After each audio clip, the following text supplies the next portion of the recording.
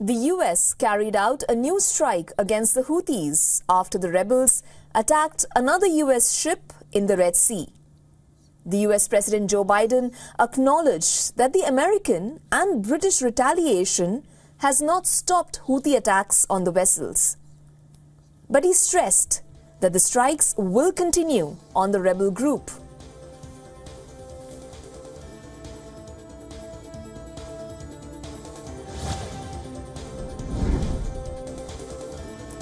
North Korea tested its underwater nuclear weapons system. Pyongyang's HAL-523 system was tested off its east coast waters. A North Korean military statement flagged hostile military maneuvers of the navies of the United States and its allies as the reason for the tests. Pyongyang's drone is named HAL, a Korean word for tidal waves or tsunamis. State media KCNA said the drone system is intended to make sneak attacks in enemy waters. It creates a radioactive wave through underwater explosion to destroy naval strike groups and major operational ports.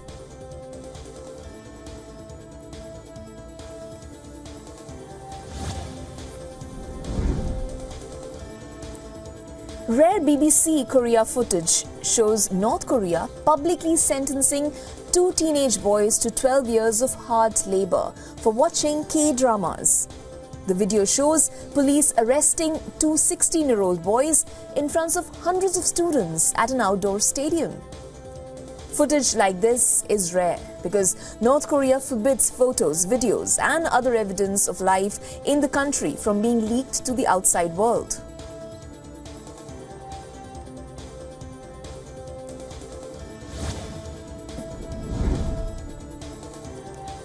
UN Chief Antonio Guterres has expressed concern over the escalating tensions between Iran and Pakistan. At a United Nations briefing in New York, Guterres urged the two countries to address their issues through peaceful means, dialogue and cooperation. On Thursday, Pakistan's Air Force launched retaliatory airstrikes on alleged militant hideouts in Iran that killed at least 9 people.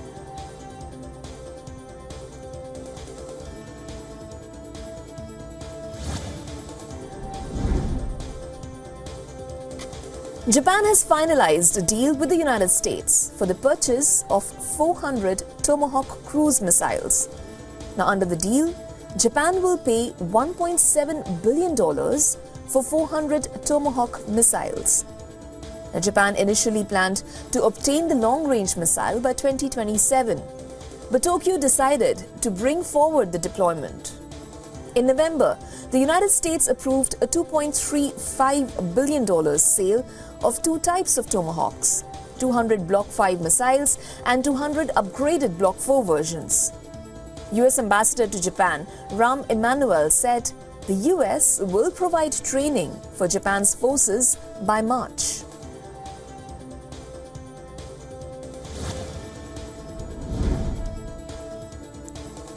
Taiwan's top envoy to the United States says Taipei will work with Washington to ensure stability and peace in the Taiwan Strait. Now, this comes just a few days after the island of 23 million people elected a president whom Beijing denounced as a troublemaker in pursuit of the island's independence. Taiwan's de facto ambassador to the US says the island will seek to keep the status quo.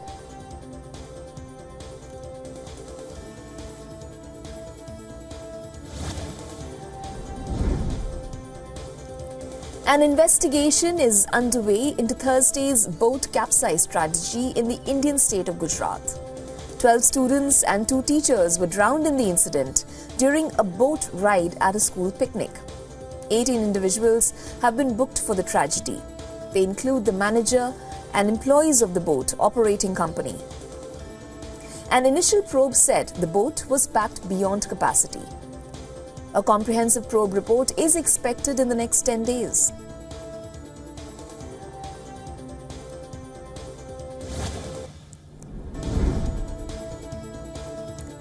The first glimpse of the Ram Lalla idol has been revealed ahead of its consecration ceremony in India's Ayodhya city.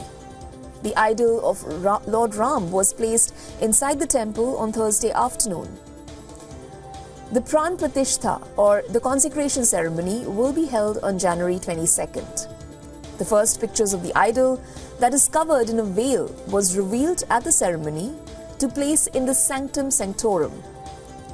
The idol is of the deity as a 5-year-old child in a standing posture.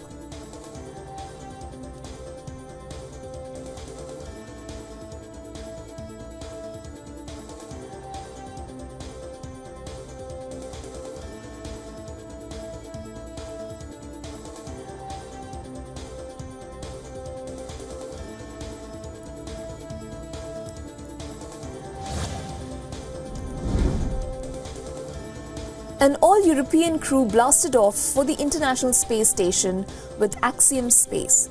Dubbed Axiom Mission 3, it is the company's third launch to the space laboratory.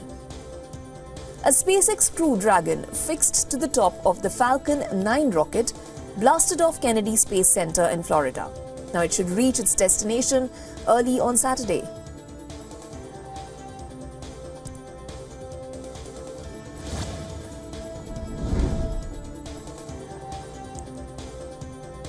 Residents in Port Au Prince made barricades to defend themselves against gang members who raided a key community in Haiti's capital.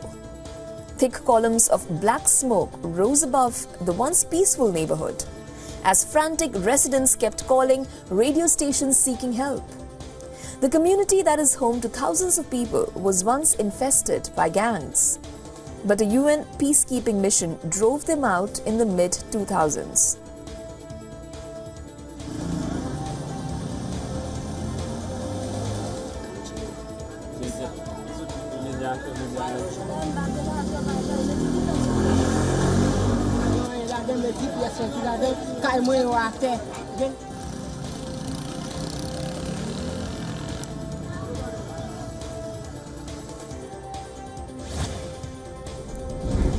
The US state of Alabama is expected to proceed later this month with the first execution by nitrogen gas asphyxiation.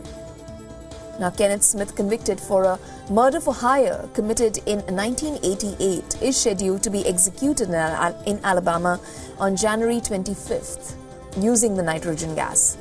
The execution officials will bind a mask to Smith's face connected to a cylinder of nitrogen intended to deprive him of oxygen.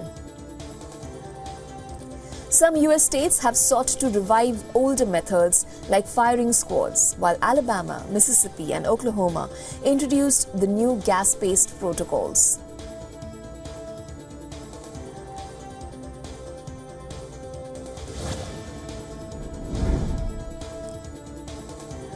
Canada has formally granted the giant Arctic territory of Nunavut control over its reserves of gold, diamonds, iron, cobalt, and rare earth metals. It is a move that could boost exploration and development. Prime Minister Justin Trudeau signed a devolution agreement. Nunavut is a region of strategic importance as climate change makes shipping lanes and resources more accessible. It is also home to some of the minerals critical for battery production. Canada has pledged billions in incentives to woo companies involved in all levels of the electric vehicle supply chain to cut carbon emissions.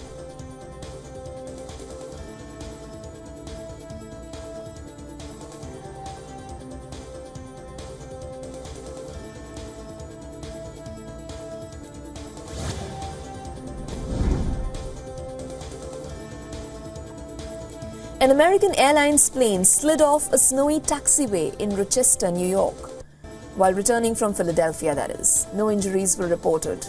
Rochester is in the western New York state. The Northeast is just one part of the United States dealing with frigid, icy, and dangerous weather this week.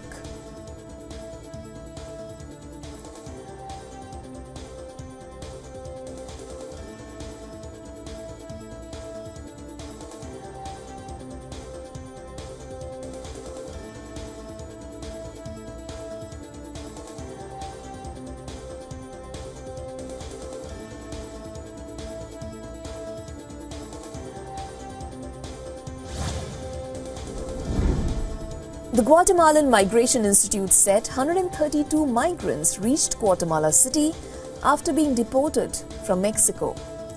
The migrants are part of 726 people found in a warehouse in the central Mexican state.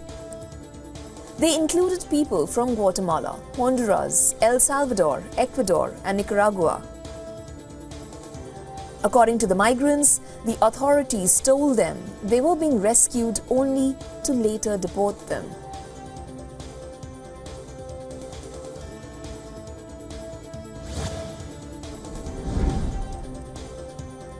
Members of the Texas National Guard installed a concertina wire to prevent migrants from entering the US-Mexico border in Texas's Eagle Pass. Now, Texas has placed the fencing on private property along the border.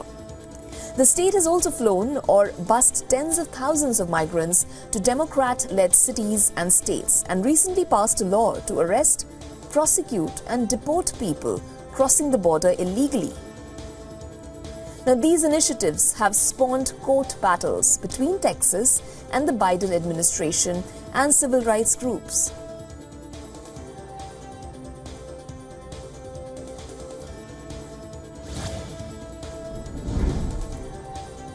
Thousands gathered at a rally in Slovakia's Bratislava. The opposition had organized the rally to protest the government's plans to scrap a special prosecution office for high crimes and lower sentences for financial crimes. During the protest, opposition leader Michal Semeka, whose Progressive Slovakia party was a runner-up to PM Robert Fico's SMER in last October's election, he urged the current Prime Minister to abandon his plans to reform criminal law with an accelerated procedure.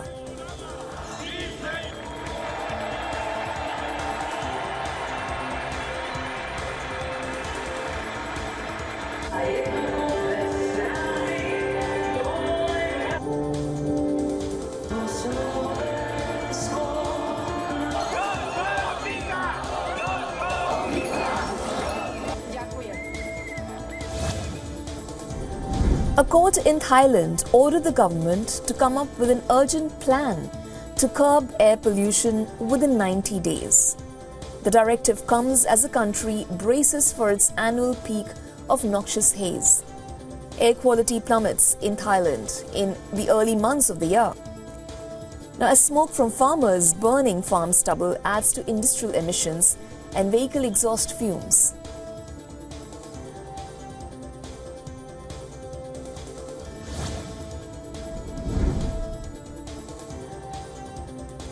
At least 6 people died and 2 are missing in western Bolivia after heavy rains caused a river to overflow. Local media shared images of a vehicle trapped by floodwaters. Authorities say despite rescue attempts, 4 people drowned. 95 houses were destroyed in the area, affecting 256 families. The regional mayor declared the area a disaster zone.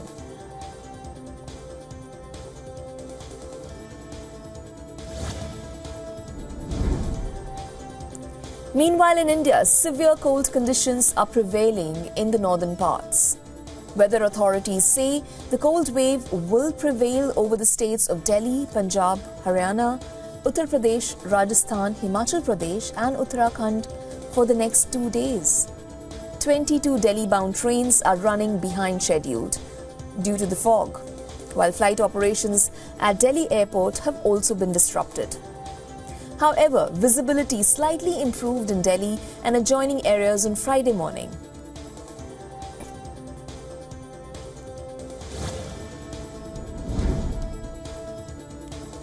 A remarkable collection of Winston S. Churchill memorabilia will be showcased at New York's Winter Show.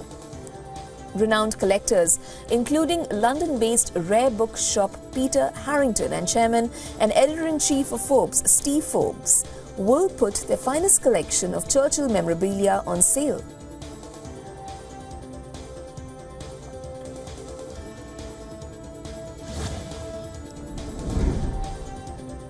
Google is set to invest $1 billion in a new data center just outside London, meeting the rising demand for internet services in the region. The British government sees this as a significant endorsement of the country's tech prowess. The investment follows Google's earlier $1 billion purchase of a central London office building and aligns with Microsoft's recent $3.2 billion commitment to the UK, focusing on data center expansion. Alphabet emphasizes the data center's role in meeting AI and cloud service demands while creating jobs. Google's holistic approach includes leveraging waste heat for local energy conservation, benefiting the community.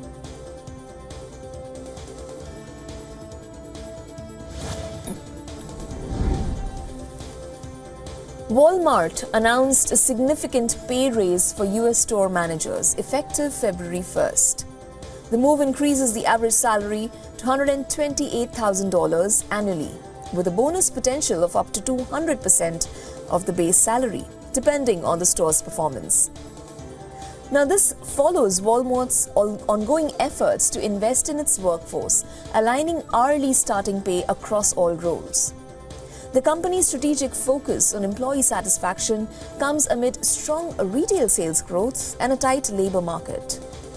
Walmart's proactive measures align with its optimistic sales and profit forecasts for fiscal 2024.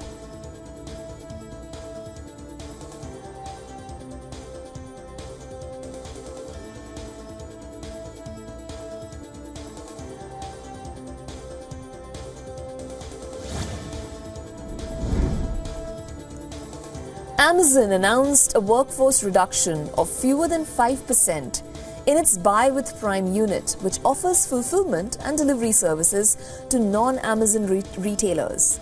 Now, launched in 2022, the unit remains a priority for the e-commerce giant, pledging continued significant investment. The cut impacted around 30 employees, but Amazon stated its commitment to assisting laid-off staff in finding roles within or outside the company. Now, this follows recent layoffs in Amazon's streaming studio, Twitch, and Audible units. Simultaneously, Google, Alphabet's subsidiary, also revealed layoffs in its advertising sales team earlier this week.